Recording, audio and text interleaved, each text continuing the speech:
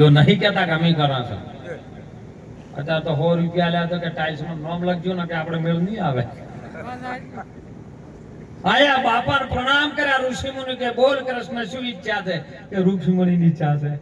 રુક્ષ્મણી કે હે પ્રભુ અમારે દ્વારકા નગરીમાં અમારા મોલે બધારો. કે કૃષ્ણ સાચી વાત કરે છે આ? કે હા બાપા, તમે જો કદાચ સંત મારા ઘેર પગલા કરો ને તો અમારી આ મઢુલી હોનાની છે ને એ અમાર માટે બધી હરખી થઈ જાય એમ. મને તો ખબર છે કે જેડી રાખ છે અમારે દિગંબર સાધુ અમે અખાડામાં છે ને એટલે અમે રાખ ચોપડી બેઠા અમારે કોઈ કપડાય ના હોય. અને મોરથી ખબર પડે છે જો છેલ્લે બધું રાખ છે. તમારી ચેડથી મનાય છે ને અમારે પેલું મનાય છે.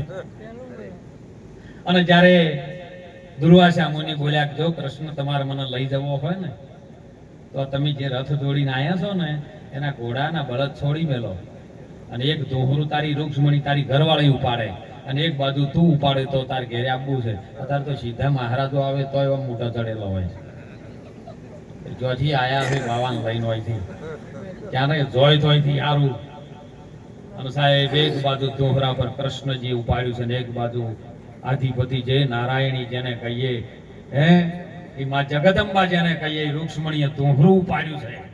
બંને રથ ઉપાડીને દુર્વાસા મુનિ રથમાં બેઠા છે અને લઈને દોરી જાય ને આવતા આવતા આવતા રુક્ષ્મણી હવે જેને દાસ દાસીઓ સેવા કરતી હોય એ દોહરું ઉપાડે તેને તરહ લાગી. કૃષ્ણ હોમી નજર કરી કૃષ્ણએ અંગૂઠો દબાઈને ગંગા પ્રગટ કરી છે. સદગુરુનું વચન છે ને એ ચરણ છે ને વચનમાંથી ગંગા પ્રગટ થાય છે. બીજા ચરણ ના ધો ધો કરતા ન કે પાછો પી પી કરજો ને કંકુ વાળું પાણી તો પાછો મોય કેન્સર થાય. પછી ના કહેતા બાપુ પગ ધોઈ ધોઈને અમે કેન્સર થી વચન સદગુરુનું વચન એ જ ચરણ છે સાહેબ. અને ઈર્યું ધોવો ને જે ગુરુ મહારાજે તમને વચન આપ્યું છે ઈ ધોવો. શેનાથી ધોવાય? સેવાથી ધોવાય, સમરણથી ધોવાય, બીજા કશુંથી ધોવાય એવું નથી. અને ગંગા પ્રગટ કરી રુક્ષ્મણી પાણી પીધું અને ઘરના ઉંબરા લાયા તાણે દુર્વાસા મુનિ કે કૃષ્ણ તારા વાળું તે કરીને બેઠો. મને ખબર હતી કે આ સ્ત્રીની જાત છે ને એ કદી ભક્તિ જલ્દી નહીં સ્વીકારે. રાજા ચારણ ને વાણીઓ ચોથી એક નાનકડી નાર આ ચારણ ભક્તિ લાગે નહીં લાગે તો બેડો પાય. લઈને ઘરમાં લઈ ગયા, ગરમ પાણી અસલ નવરાયા, બાપુને બેસાડ્યા, પીતાંબર પહેરવા આપ્યો છે. બાપાને પૂછ્યું કે હે ગુરુ મહારાજ શું જોઈએ તમારે જમવા માટે અમે શું બનાવીએ? જો ગુરુની જોગીની કળા કોઈ પામી ન શકે જગતનો લોક. અને ત્યારે ગુરુ મહારાજે કીધું કે મને ખીર બહુ ભાવે છે મહારાજ, મને ખીર બનાવો અને મારે ખીર ખાવી છે. ત્યારે રુક્ષ્મણી અસલ ખીર બનાવી અને જ્યારે બાપુ અમે ભોજન પ્રસાદી પીરસી છે ને એટલે બાપુએ ખીર ગાધી કરી બધું લઈને 2 લૂંદા માર્યા ઓળિયા ભર્યા અને બધી ખીર કૃષ્ણને કીધું કે હે આના કપડા ઉતાર. જો ગુરુ મહારાજ તમારા જે પહેરેલા છે ને મારાના તારાના ઈર્ષાના દેખાયના કામના ક્રોધના નાતીના જાતિના ઊંચાના નેચાના સ્ત્રીના પુરુષના આ બધા કપડા ઉતારીને મૂકી દે. તને ઓપન કરી નાખે એનું નામ ગુરુ. તું કોણ છે? અને જ્યારે કપડા ઉતારીને મૂકે ને એટલે દુર્વાસા મુનિએ ખીર ઉપર નાખી દીધી કે હવે આ ખીર આખા શરીરે ચોળી નાખે. એટલે રુક્ષ્મણી તાજી કે આવા વાળી ગુરુ હોય ખીર એઠી કરીને આખા શરીરે ઉપર રમણ ભમણ કર્યું. કૃષ્ણ કે કોઈ કહે નહીં ને કાં તો ક્રોધી તો શ્રાપ આલશે ને. અને અરે બોલે ઈર્યું જ થાય છે પાછું. એનાથી તો દેવોય થથરતા હતા દુર્વાસા મુનિથી. તો ઈ જમ કે અમે એની આજ્ઞાનું પાલન કરો. આજ્ઞાનું પાલન કર્યું. રુક્ષ્મણી આખી ખીર મસ્તકથી મોડી અને નખ સુધી સાહેબ ચોળી મૂકી. ત્યારે ગુરુ મહારાજ બોલ્યા છે હજી ચોય બાકી તો નહીં રહી ગયું, જોજે ચોળી લેજે પાછી.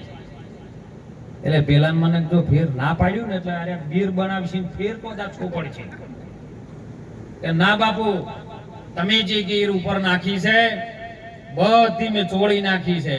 તો કે જો ચોળેલું છે એ કણસ્ત્ર શસ્ત્ર કશું નહીં કરી શકે. જે ભાગોનો કોરો રહી ગયો છે ને એ જ એનું મૃત્યુ થાય. તમે વિચાર કરજો ભાલકા તીર્થ જો ગણું ભગવાન શ્રી હરિ નારાયણ જયારે આરામ ફરમાઈ રહ્યા હતા ત્યારે જરા નામના પારધીએ બાણ તળિયામાં માર્યું હતું. તળિયું ઉભા હતા ને એટલે પગનું તળિયું ચોળાણું નતું. એમ ગુરુ મહારાજના પાસે જો કદાચ આપણે જઈએ ને ભેદ થોડો ઘણો રાખીએ ને તો એ ભેદમાં જ આપણું મૃત્યુ થાય. પણ જો કદાચ ભેદ ન રાખા તો તમારું મૃત્યુ કે જન્મે તમારો પછી થાય એવો નથી. જન્મ મરણના ચક્કરમાંથી કોઈ કાઢી શકે તો સદગુરુ કાઢે ને બીજો કોઈ કાઢી શકે એવો નથી. એટલે વિનંતી કરું છું, સમય કળયુગનો ટેકનોલોજી યુગ ચાલે છે.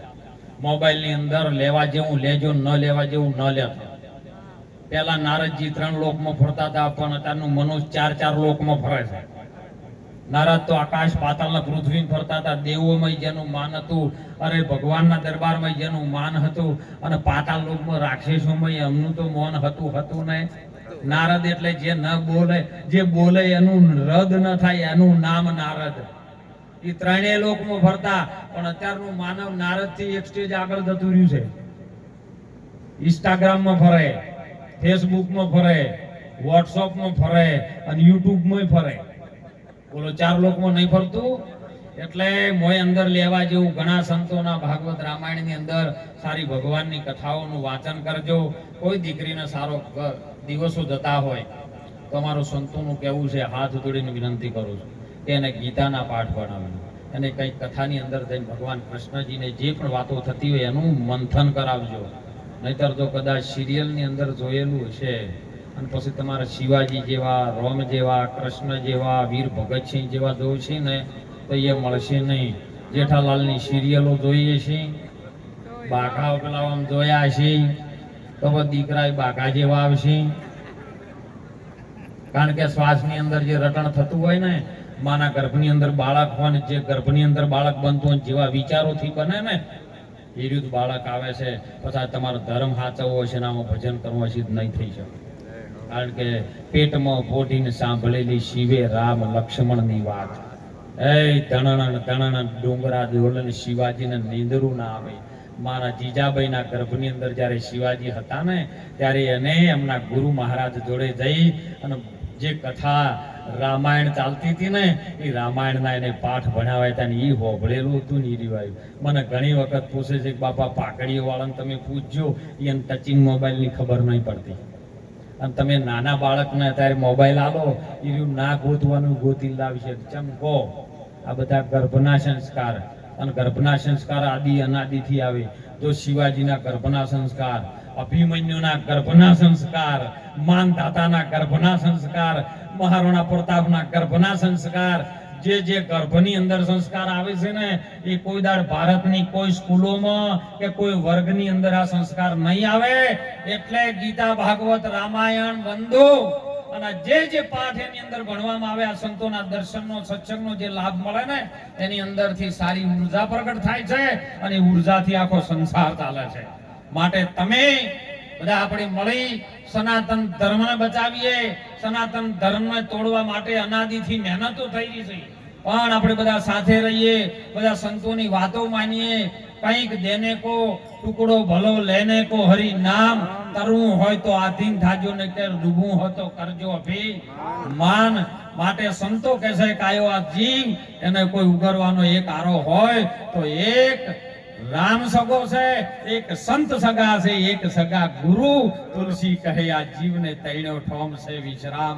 માટે સદગુરુના ચરણે જઈ કોઈ દેવી દેવતાના મંદિરે જતા શીખજો હો. સવાર વહેલા ઉઠો ને, હું તો એમ કહું છું કે તમારું કપાળ ખાલી ના હોવું જોઈએ, તિલક લગાયેલું હોવું જોઈએ. તિલક લગાવવાનું કારણ એવું નથી કે તિલક કરતા 53 જપ માળાના નાકા જ્યાં કથા એવું ઓભળીને ફૂટ્યા કોણ તો એ ન થયું મને ભ્રમ કોણ, ઈ તો આખો કહી શકે, આપણે ન કહી શકે.